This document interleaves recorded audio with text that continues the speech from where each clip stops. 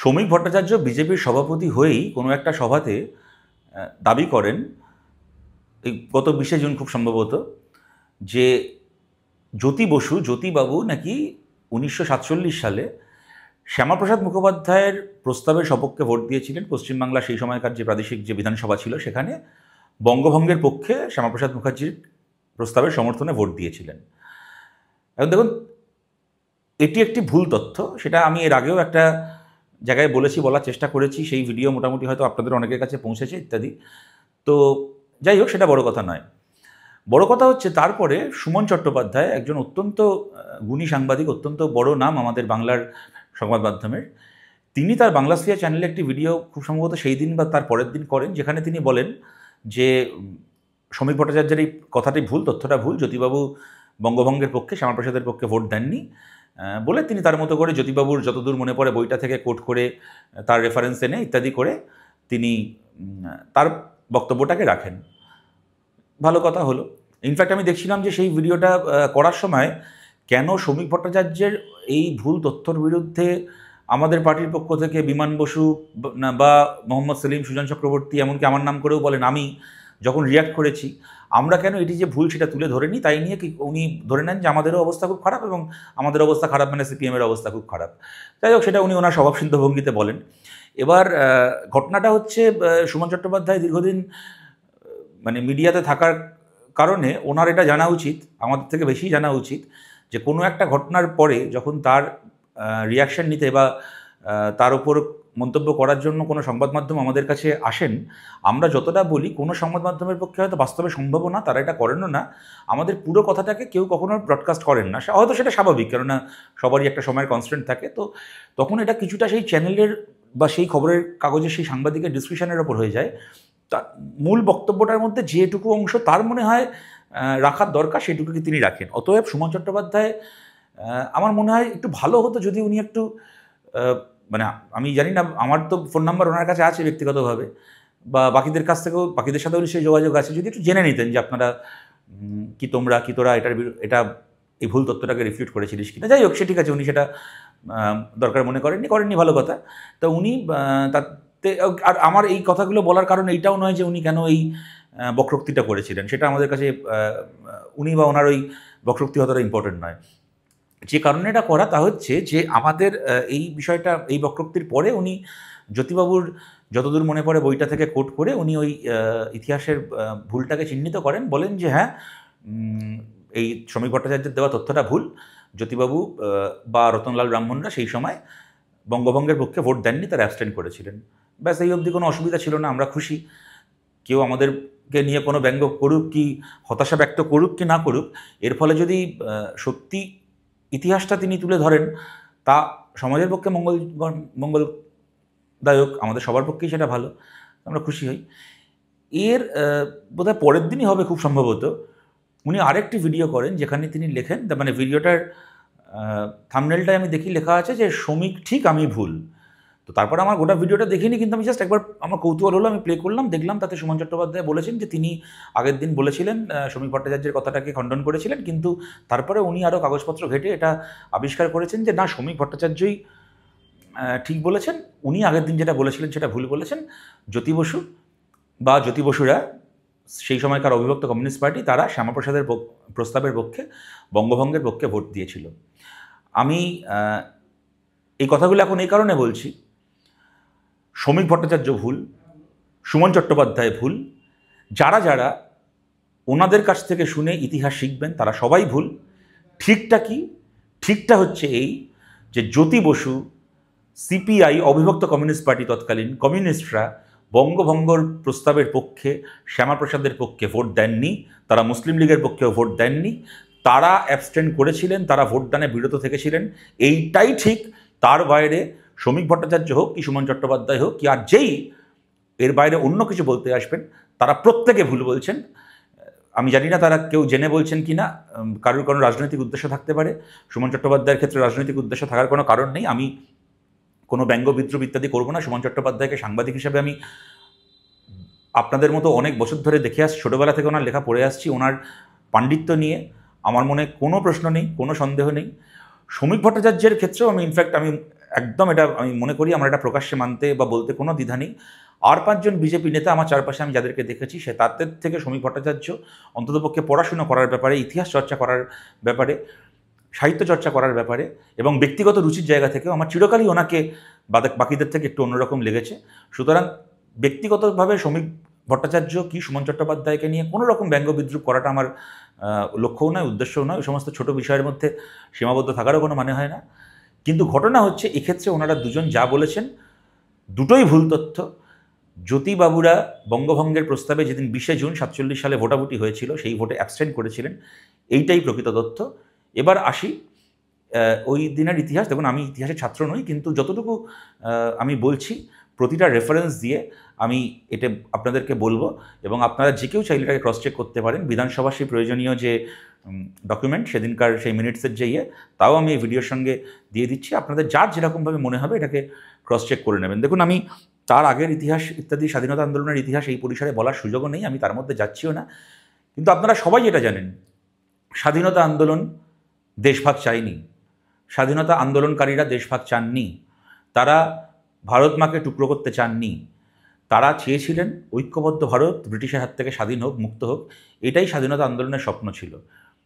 কিভাবে দেশভাগের প্রশ্নটা আসলো 1905 সালে সেই বঙ্গভঙ্গর প্রস্তাব, পরে 1911 সালে ব্রিটিশের আবার সেটাকে করার চেষ্টা, তার প্রতিবাদে রবীন্দ্রনাথের রাস্তায় নেমে মিছিলে অংশগ্রহণ করা, রবীন্দ্রনাথের রাখি বন্ধন উৎসব করা, এই সব কিছু আপনারা জানেন, আমি তার মধ্যেও যাচ্ছি না। কিন্তু ঘটনাটা হচ্ছে স্বাধীনতার ভোরবেলা যত এগিয়ে আসতে থাকলো, ব্রিটিশ পরাধীন ব্রিটিশ সাম্রাজ্যের সূর্য যত অস্তগামী হলো এবং ভারতের মাটিতে স্বাধীনতার সূর্য প্রস্ফুটিত হওয়ার সময় যত এগিয়ে আসতে থাকলো, তখন নতুন করে যারা দ্বিজাতি তত্ত্বের যারা জনক, মুসলিম লীগ এবং অন্যদিকে সেই সময়কার হিন্দু মহাসভা, তাদের মধ্যে এই সাম্প্রদায়িক দুটো শক্তির মধ্যে হিন্দু আর মুসলমান একসঙ্গে থাকতে পারবে না, এই তত্ত্ব নতুন করে তারা প্রতিধ্বনিত করতে শুরু করলো। এবং যখন ডাইরেক্ট অ্যাকশন ডে হলো, এরকম জঘন্য সাম্প্রদায়িক দাঙ্গা এবং সাধারণ নিরীহ মানুষকে ধর্মের নামে নিধন হলো, গ্রেট ক্যালকাটা কিলিং ঘটলো, তারপরে এটা ঘটনা যে একটা অংশের মধ্যেও তখন নতুন করে আবার এই প্রশ্নটা যে আমরা তাহলে একসঙ্গে থাকতে পারবো না, হিন্দুকে এবং মুসলমানকে আলাদা হয়ে যেতে হবে, এই প্রশ্নটা আরও বেশি করে সামনে চলে আসলো। এবং ধরুন পাঞ্জাব থেকে শুরু করে ওই ভারতের যে উত্তর পশ্চিম সীমান্ত, সেইখানেও বিভিন্ন ঘটনাতে, যেটাকে ওয়েস্ট পাকিস্তান পরবর্তীকালে হয়, ওই আজকের যে ভারত পাকিস্তান সীমান্ত, ওই পাঞ্জাব সীমান্ত, ওইখানেও যখন আরও বেশি করে পরিস্থিতি একরকম হচ্ছে, মোটামুটি দেশভাগের দিকেই আমরা এগিয়ে চলেছি, তখন বাংলার পরিবেশও, তখন বাংলার জলমাটিও তখন তপ্ত হয়ে উঠল। এবং এইটা সেই সময় এই বাস্তবতা হলো ভোটাভুটির পশ্চিমবাংলার সে বছর জুন মাসে পশ্চিমবাংলার বিধানসভায় এইটাকে নিয়ে ভোটিং হলো 20শে জুন।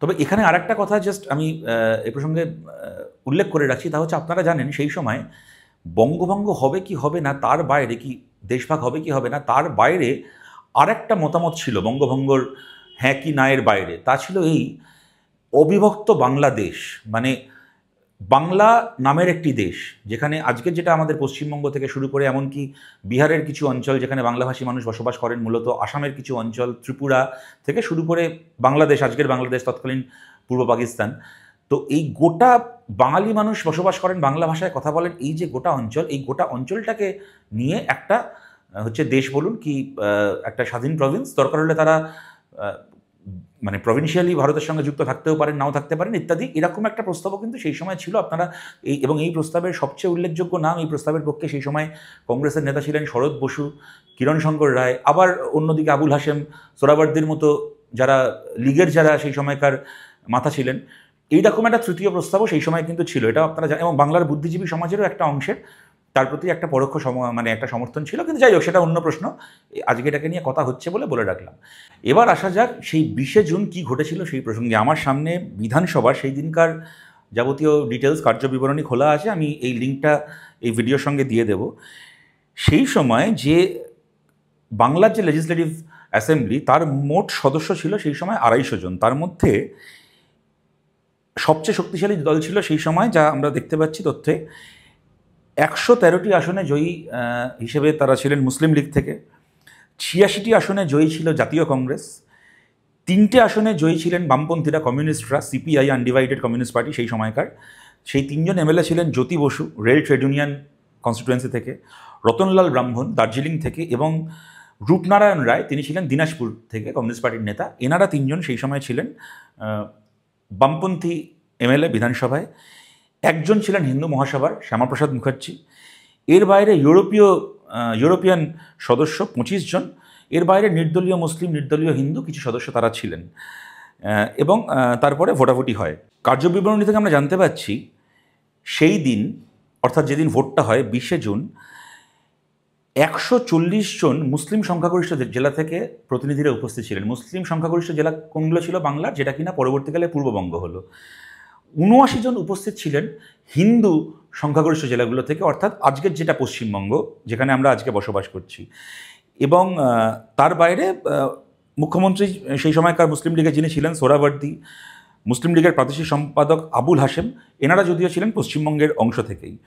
তো যাই হোক, এই 140 এবং 79 মোট এই 219 জন হচ্ছে সেদিন উপস্থিত ছিলেন, যারা কিনা ভোটাভুটিতে অংশগ্রহণ করেন।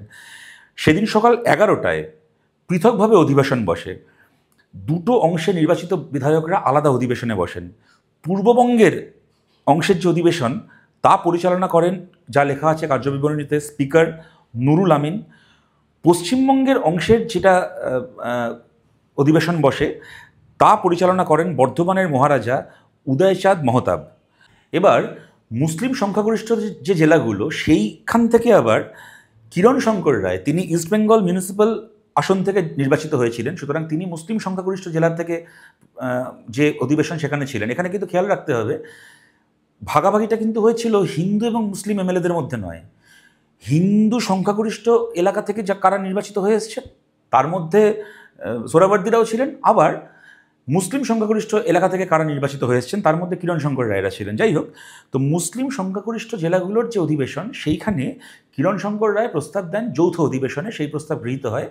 এরপর বিকেল 3টে থেকে 3:30 পর্যন্ত যৌথ অধিবেশন বসে। স্পিকার নুরুল আমিনের সভাপতিত্বে 219 জন সদস্য তাতে অংশ নেন, ভোট গ্রহণ হয়। বর্তমান কনস্টিটিউয়েন্ট অ্যাসেম্বলিতে, যেটা 46 সালের নভেম্বরে গঠিত ভারতীয় গণপরিষদ, অখণ্ড বাংলা প্রদেশ সেখানে যোগ দেবে কিনা, অখণ্ড বাংলা প্রদেশ সেখানে যোগ দেবে কিনা, এই প্রস্তাব 126 বনাম 90 তাতে খারিজ হয়। অর্থাৎ 126 জন অখণ্ড বাংলা প্রদেশের যোগ দেওয়ার বিরুদ্ধে ভোট দেন, 90 জন অখণ্ড বাংলা প্রদেশের পক্ষে ভোট দেন ইয়েতে। তো সেটা খারিজ হয়। 3 জন কমিউনিস্ট পার্টির সদস্য জ্যোতি বসু, রতনলাল ব্রাহ্মণ, রূপনারায়ণ রায় সেদিন ভোটাভুটিতে অংশগ্রহণ করেন না। শ্যামাপ্রসাদের প্রস্তাবের পক্ষে 20শে জুন তারা ভোটাভুটিতে অংশগ্রহণ করেন। এই তথ্যটা ভুল, যেই বলুন না কেন, যত বড় পণ্ডিতই বলুন না কেন, তথ্যটা ভুল, মিথ্যে তথ্য। সেই সময় দৈনিক স্বাধীনতা পত্রিকায় কমিউনিস্ট পার্টির সদস্যদের এই অবস্থানটার কথা, কি কমিউনিস্ট পার্টির এই অবস্থানের কথা প্রকাশিত হয়।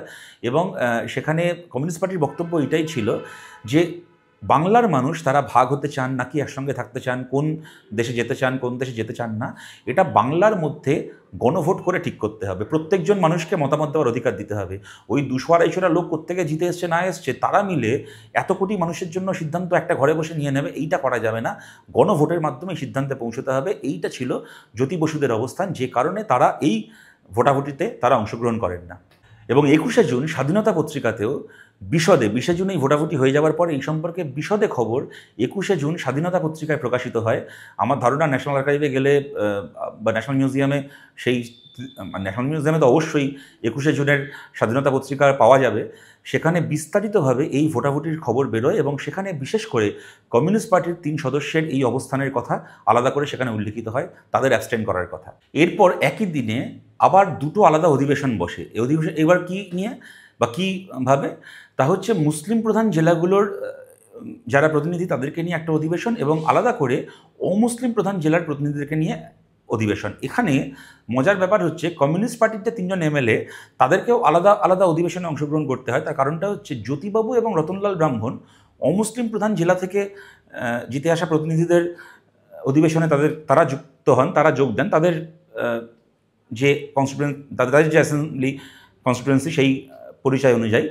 এবং রূপনারায়ণ রায় তিনি যেহেতু দিনাজপুর থেকে নির্বাচিত, সেহেতু তাকে যোগ দিতে হয় মুসলিম প্রধান জেলার এমএলএদেরকে নিয়ে যে অধিবেশন সেখানে প্রস্তাব ছিল দুটো, এক বাংলা ভাগ হবে কিনা এবং ভারত ভুক্তির হবে কি হবে না। সেখানে স্বাভাবিক কারণেই জ্যোতি বসুরা ভারত ভুক্তির পক্ষে ভোট দেন। সেখানে শ্যামাপ্রসাদ মুখার্জি যে প্রস্তাবে ভোট দেন, জ্যোতিবাবু রতনলাল ব্রাহ্মণরাও সেই প্রস্তাবেই ভোট দেন, কেননা তার কারণটা হচ্ছে সেটা তখন ভারতে যুক্ত হওয়া হবে কি হবে না তার প্রস্তাব। সুতরাং এইটাকে এখন যদি কেউ বাংলা ভাগের পক্ষে সম্মতি জানিয়েছিলেন জ্যোতি বসু শ্যামাপ্রসাদের লাইনকে সমর্থন করে রাজনৈতিক বলে, তাহলে জ্যোতিবাবু যে সেই প্রস্তাবে অ্যাবস্টেন্ড করেছিলেন এই ইতিহাসটাকে অস্বীকার করে দেওয়া হয়, মিথ্যে করে দেওয়া হয় এবং অন্য একটা ভোটকে 20শে জুনের ওই যে প্রধান যে যৌথ অধিবেশনের যে ভোট সেইটাকে গুলিয়ে দিয়ে একটা নিজের সুবিধা মতো করে একটা ইতিহাসকে প্রেজেন্ট করছেন শ্রমিক ভট্টাচার্য বা বিজেপির পক্ষ থেকে এটা করা হয়। এবং খারাপ লাগে যখন দেখি যে তথাকথিতভাবে বিজেপি নন যারা, তাদের মধ্যেও কেউ কেউ এই প্রচারের অংশীদার হয়ে যান বা এই প্রচারটাকে ক্যারি ফরওয়ার্ড করেন।